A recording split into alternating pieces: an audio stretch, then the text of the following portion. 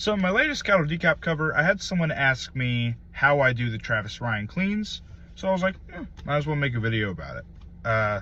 So the way I approach this technique is I start with throat singing. Right? Which is just a mixture of clean singing and false chord vibration. Put them together, that's what you get.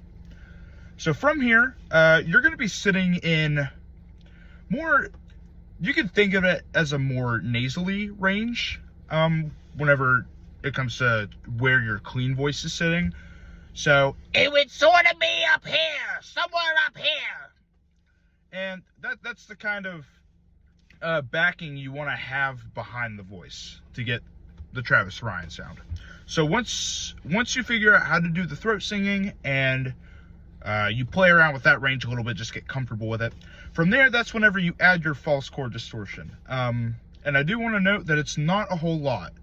I don't think it's necessarily enough to make it a full false chord scream, but it's also not too little to the point where it's just like all you hear is your false chords rumbling.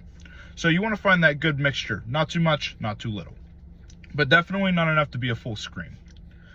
And from there, you stay up in this range, and you slowly implement your false chord sound into it until you get to that middle point where it's not necessarily a full scream, but it still has.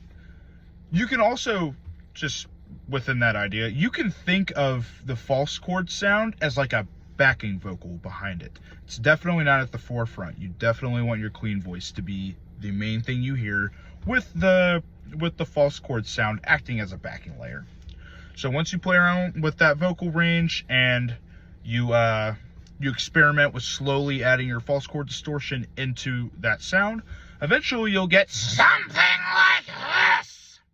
And then from there, I mean, you can do all the cool Travis Ryan stuff. And let's be real, it's cool as hell. Here